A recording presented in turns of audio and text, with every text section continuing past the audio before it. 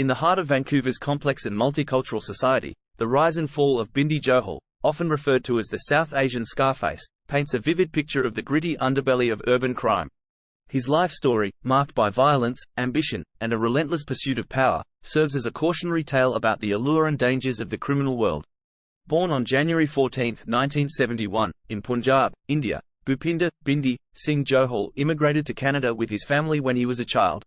The Johals settled in East Vancouver, a neighbourhood known for its diverse immigrant population. Like many immigrant families, the Johals worked hard to establish themselves in their new homeland. Bindy, however, was not content with the modest, law-abiding life his parents envisioned for him. From a young age, Bindy showed signs of rebellion. His defiance and charisma made him a natural leader among his peers. Despite his academic potential, he gravitated towards the excitement and allure of the street life. The streets of Vancouver in the 1980s and 1990s were rife with gang activity, and young Bindy quickly found himself drawn into this world. Johal's early years in Canada were marked by cultural clashes and the struggle for identity, common among immigrant youth. He excelled academically, showing particular aptitude in mathematics, but his school life was marred by frequent altercations. Johal's aggressive nature and quick temper often got him into trouble, but it also earned him a reputation as someone not to be trifled with. Bindy's entry into the criminal underworld was not subtle. By his late teens, he was already involved in petty crimes and quickly ascended the ranks of local gangs. His ruthless ambition and strategic mind set him apart from other young criminals. Johal's rise was marked by a combination of calculated moves and violent confrontations. He joined the Punjabi Mafia, a gang composed primarily of young Indo-Canadian men, which was deeply involved in the drug trade. The gang war that ensued in the early 1990s was characterized by high-profile shootings and brutal violence. Bindy Johal's name became synonymous with fear and power in the Vancouver underworld. Johal's involvement in the drug trade was particularly significant. Vancouver's port city status made it a prime location for drug trafficking, and Johal's operations capitalized on this. His gang moved large quantities of cocaine and heroin, amassing significant wealth. This illicit business brought Johal into conflict with rival gangs, leading to a series of violent turf wars. Bindy Johal's reign of terror was marked by audacity and a blatant disregard for the law. He quickly became the face of organized crime in Vancouver, a city grappling with increasing gang violence. His involvement in numerous criminal activities, including drug trafficking, extortion, and murder, solidified his reputation as a formidable and ruthless gangster. Johal's boldness was perhaps best exemplified in his public persona. Unlike many criminals who preferred to operate in the shadows, Bindy sought the limelight. He flaunted his wealth and power openly, driving luxury cars and living in opulent homes. His lavish lifestyle and defiant attitude towards law enforcement made him a media sensation, earning him the moniker of the South Asian Scarface. He frequently appeared in public with a swaggering confidence that both fascinated and repelled the community. This public persona was not just a mask but a strategic move to assert dominance and instill fear. Johal understood the power of image and used it to his advantage, turning his life into a public spectacle. One of the most infamous episodes in Bindy Johal's criminal career was his involvement in the murder of rival gangster Ron Dosanjh. In April 1994, Dosanjh was gunned down in broad daylight outside his home. The brazen nature of the killing shocked the community and drew intense media scrutiny. Johal was arrested and charged with the murder, along with his associate, Bal Buttar. The trial that followed was a media circus, with Bindy Johal at its center. He reveled in the attention, often smiling and making provocative statements to the press. Despite the mountain of evidence against him, Johal was acquitted in 1995, a verdict that many believed was due to witness intimidation and jury tampering. This acquittal only bolstered his image as an untouchable criminal mastermind. However, the law eventually caught up with him. In 1997, Bindy was convicted of manslaughter in the death of a rival gang member.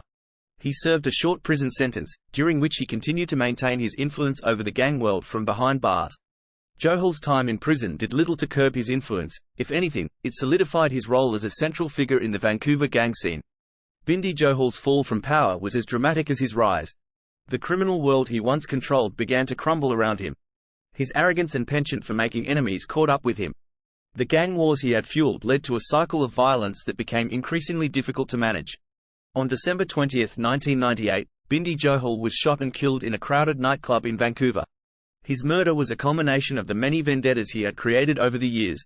The exact circumstances of his death remain a mystery, but it is widely believed that his killing was a result of internal gang conflict and betrayal.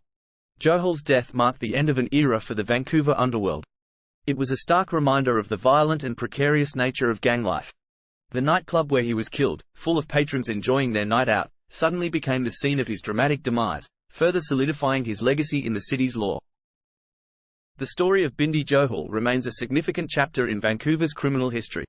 His life and death had a profound impact on the city's approach to gang violence and law enforcement. The public and the authorities became more aware of the complexities of gang dynamics, especially within the Indo-Canadian community. Johal's life also highlighted the broader social issues faced by immigrant communities in Canada. His story is a stark reminder of the struggles for identity and acceptance that can sometimes lead young men down dangerous paths. The allure of quick money and power can be irresistible, but it often comes at a high cost. In popular culture, Bindy Johal's story has been romanticized and vilified in equal measure. He is remembered as both a charismatic anti-hero and a ruthless criminal. His life has inspired books, documentaries, and even fictional portrayals, cementing his status as a cultural icon in the narrative of Vancouver's underworld. The tale of Bindy Johal forces us to reflect on the deeper societal issues that give rise to such figures.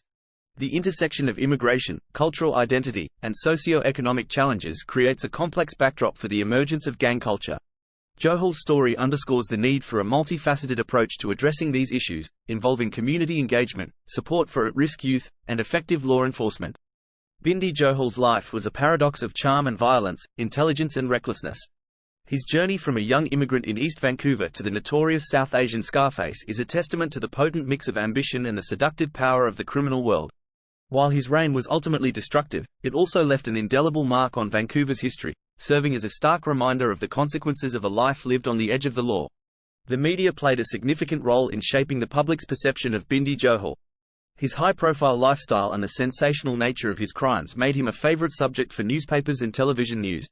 The media often portrayed him as a larger-than-life figure, a real-world embodiment of the gangster archetype. This coverage, while bringing attention to the serious issue of gang violence, also had the unintended effect of glamorizing Johal's lifestyle. For some young men in the Indo-Canadian community, Johal became a symbol of rebellion and power. The narrative constructed by the media often focused on his audacity and charisma, sometimes glossing over the devastating impact of his actions on victims and their families. Johal himself understood the power of media. He frequently courted attention, giving interviews and making provocative statements that ensured he remained in the public eye.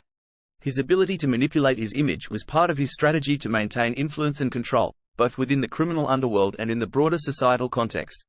The impact of Bindy Johal's life and death extended beyond the immediate sphere of gang violence.